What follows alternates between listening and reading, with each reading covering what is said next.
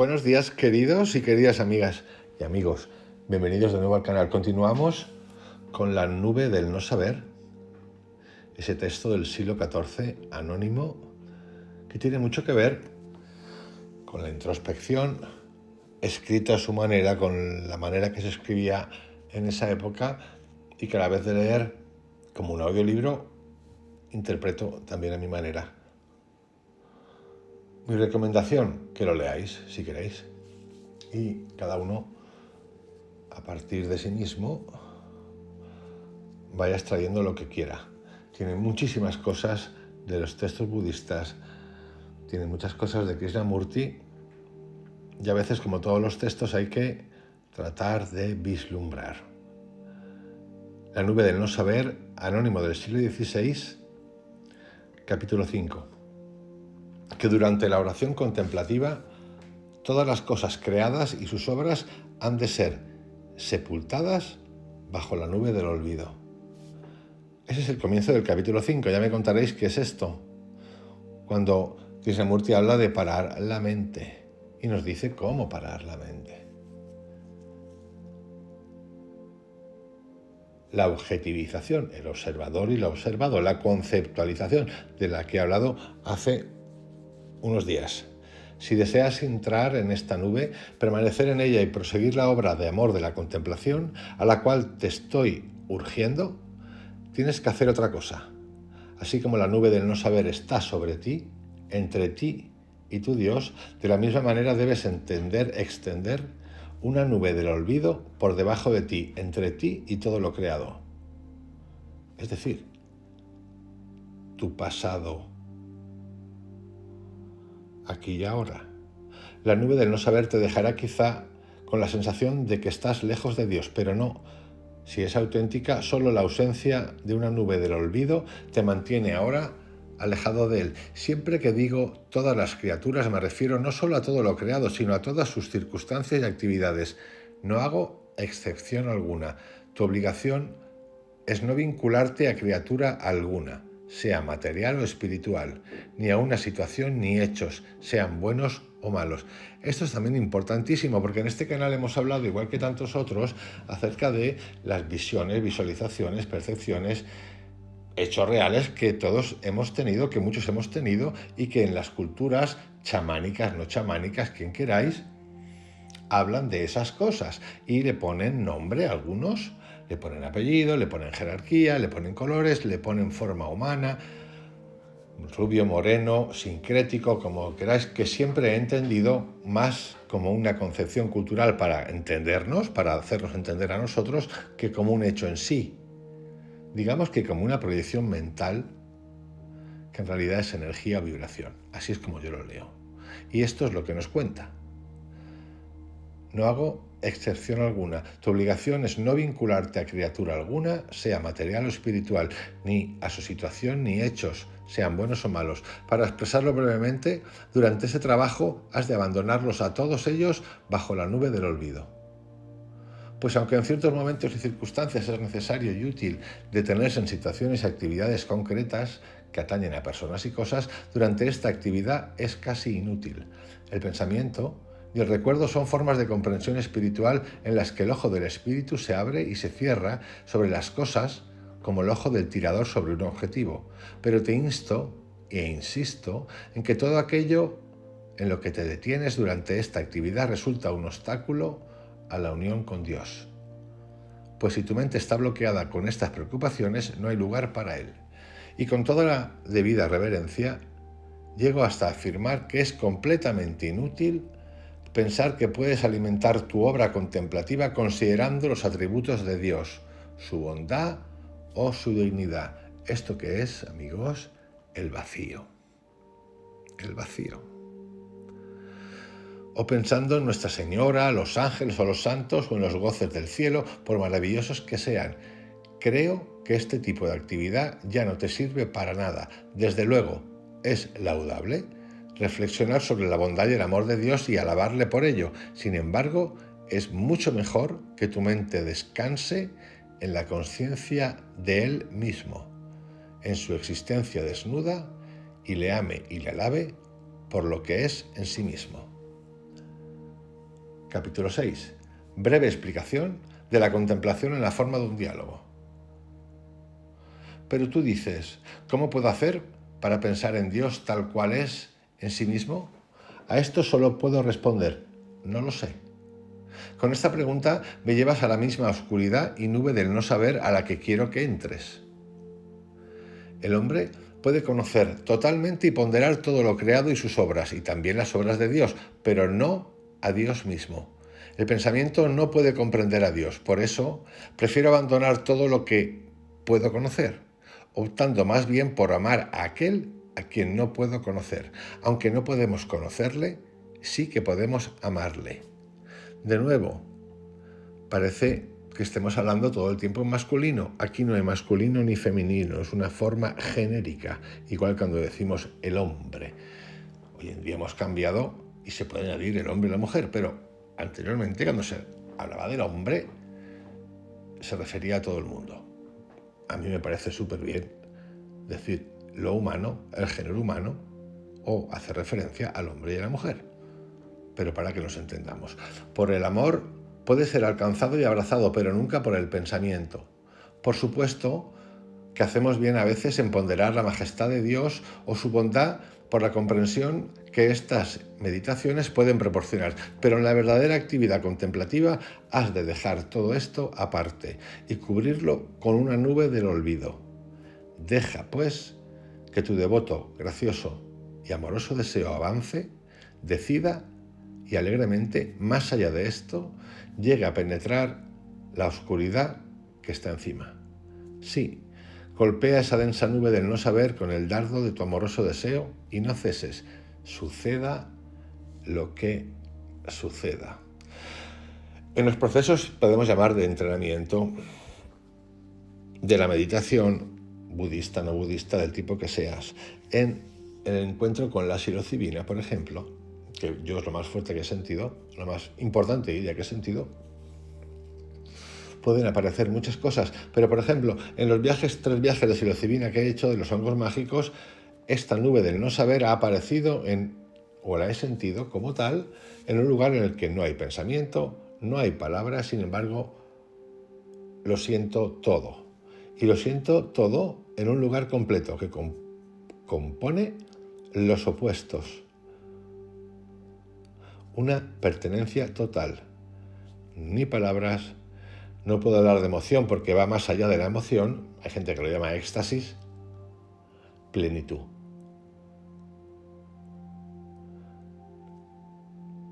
Si valiese la dualidad, diría que es un vacío que contiene.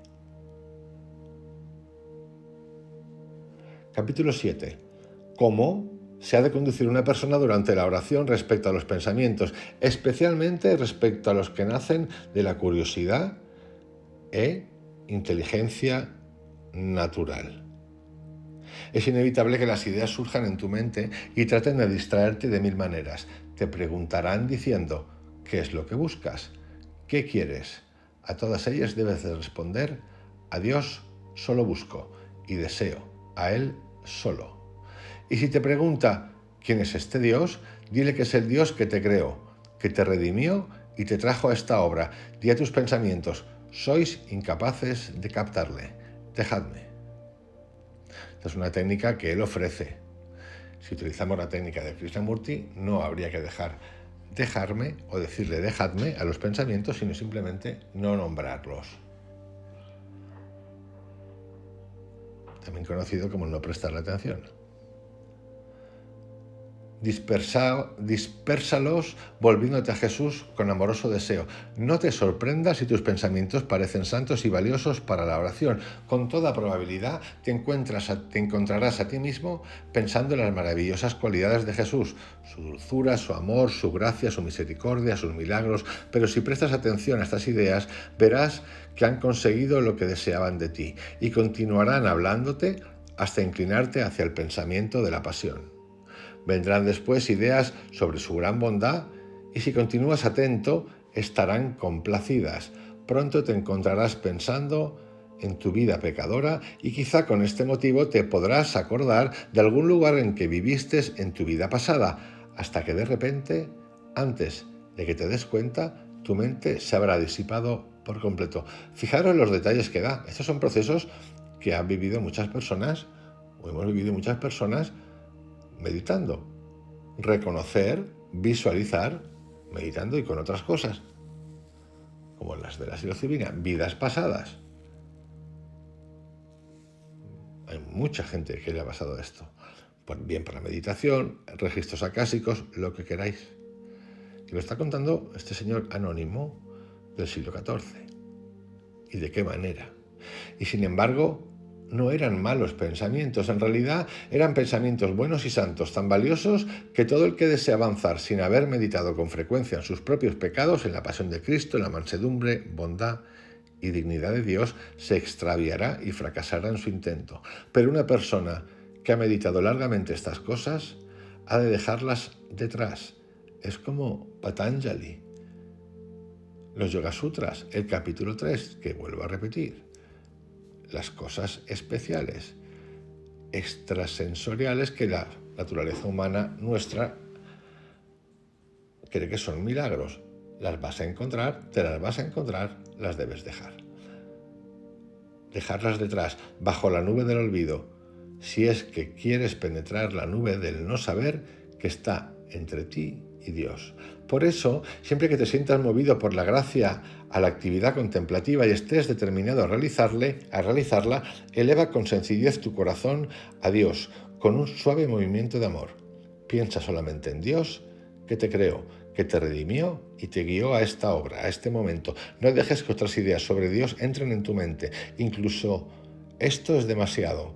Basta con un puro impulso hacia Dios, el deseo de Él solo. Si quieres centrar todo tu deseo en una simple palabra que tu mente pueda retener fácilmente, elige una palabra breve, mejor que larga.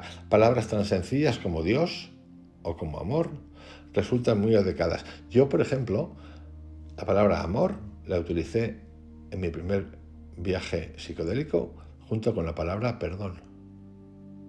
Creo que ya lo repetí el otro día. Palabras tan sencillas como Dios o amor, y yo diría que perdón, resultan muy adecuadas. Pero has de elegir una que tenga significado para ti. Fíjala luego en tu mente, de manera que permanezca allí, suceda lo que suceda.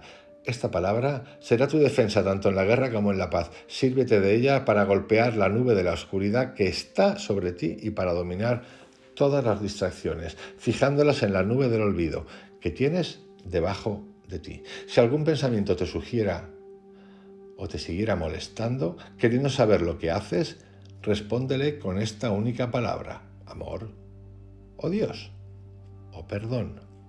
Palabra con mucho significado, como si fuese un mantra. Si tu mente comienza a intelectualizar el sentido y las connotaciones de esta palabrita, acuérdate de que su valor estriba en su sencillez. Haz esto y te aseguro que tales pensamientos desaparecerán. ¿Por qué? Porque te has negado a desarrollarlos discutiendo con ellos. Krishnamurti. Capítulo 8.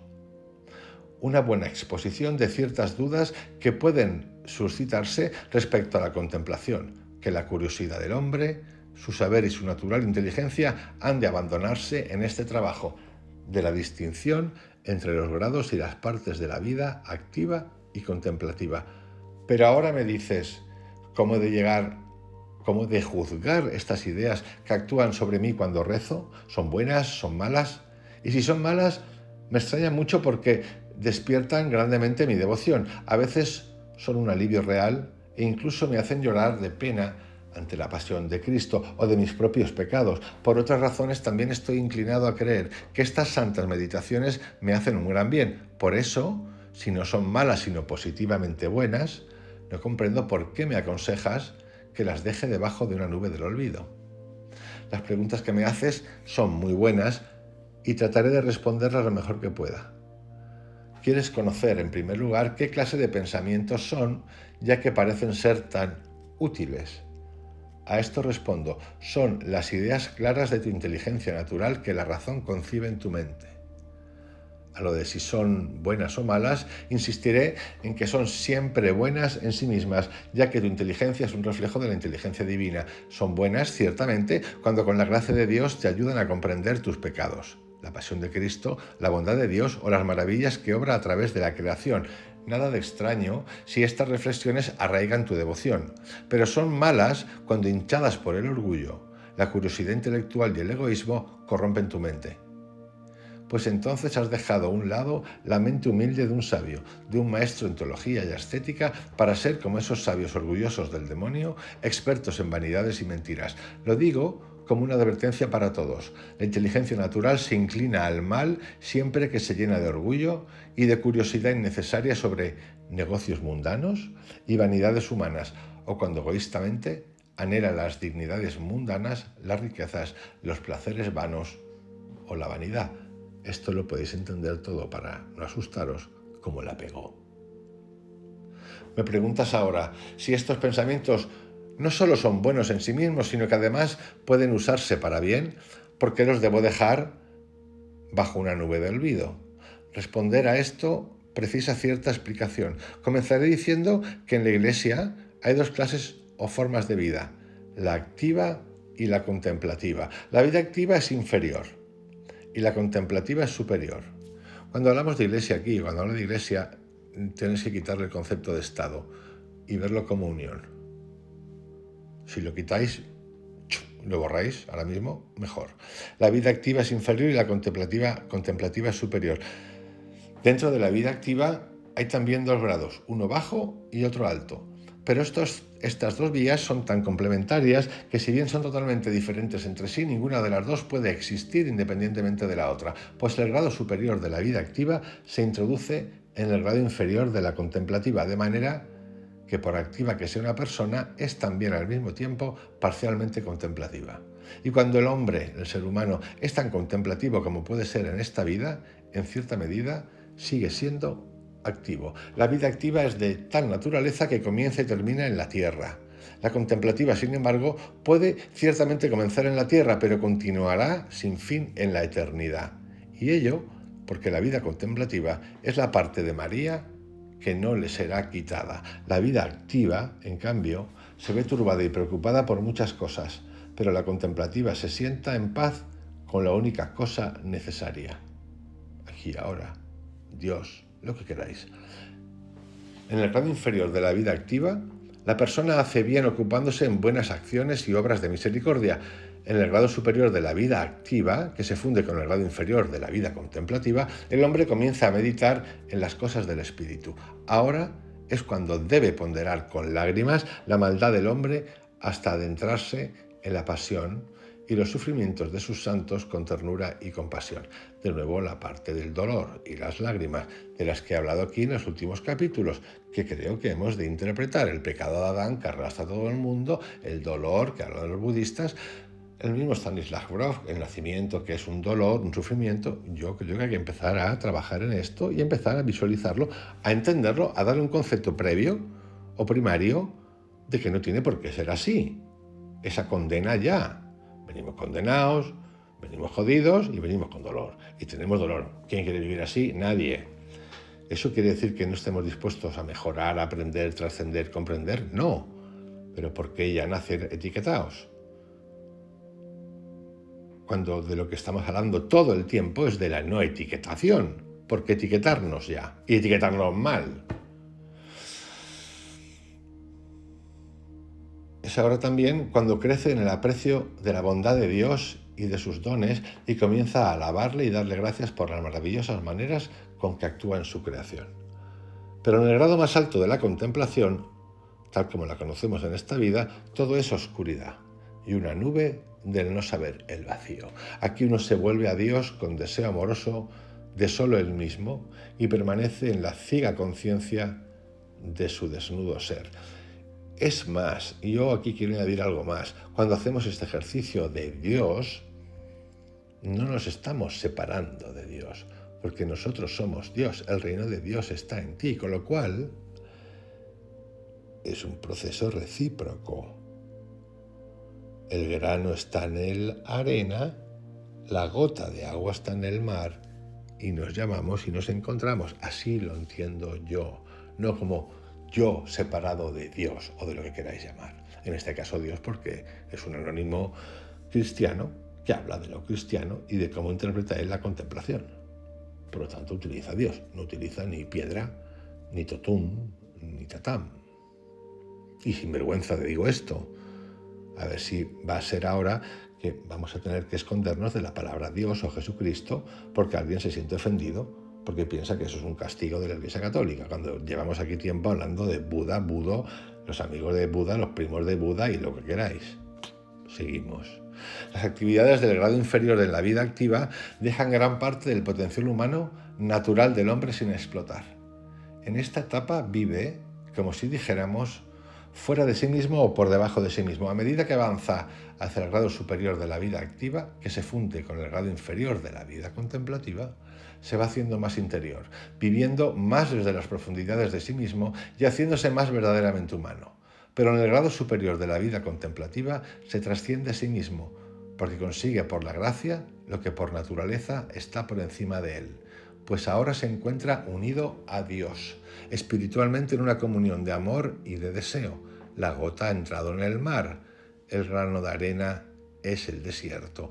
La experiencia enseña que es necesario dejar a un lado por un tiempo las obras del grado inferior de la vida activa, a fin de adentrarse en el grado superior de la vida activa, que, como dijimos, se funde en el grado inferior de la vida contemplativa. Es, para entendernos, una ayuda a entender de que esto no es paso del 1 al 2 y del 2 al 3. No, hay entrelazamientos, entanglement, que dirían los cuánticos. Entrelazamiento.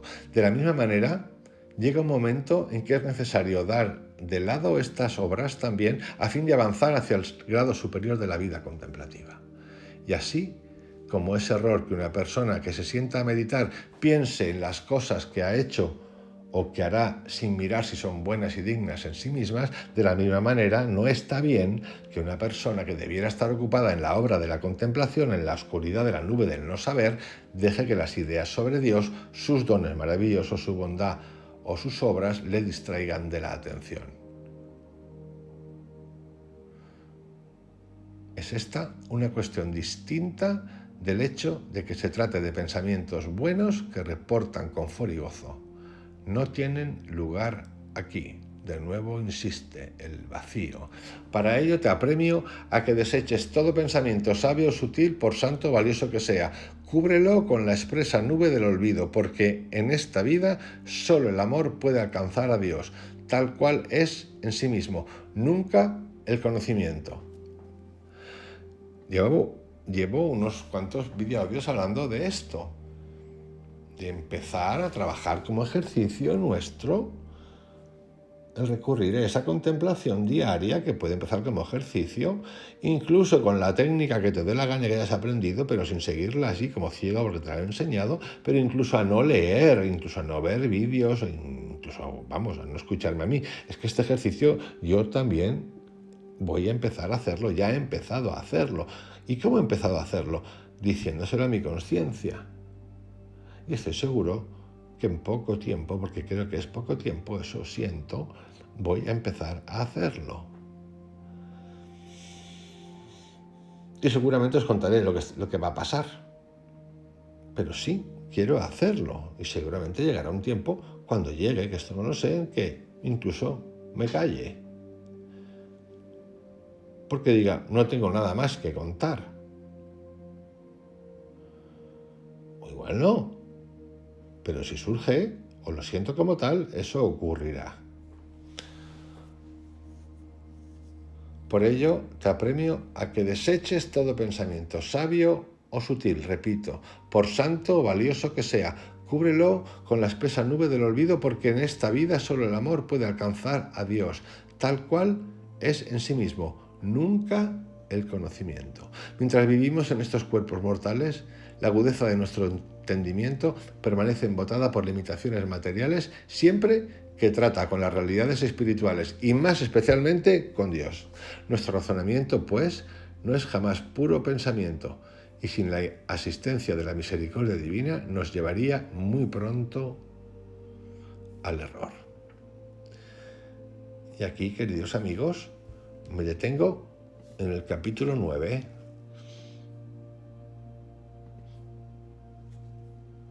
del que hablaremos mañana. Os mando un abrazo, que tengáis un excelente día.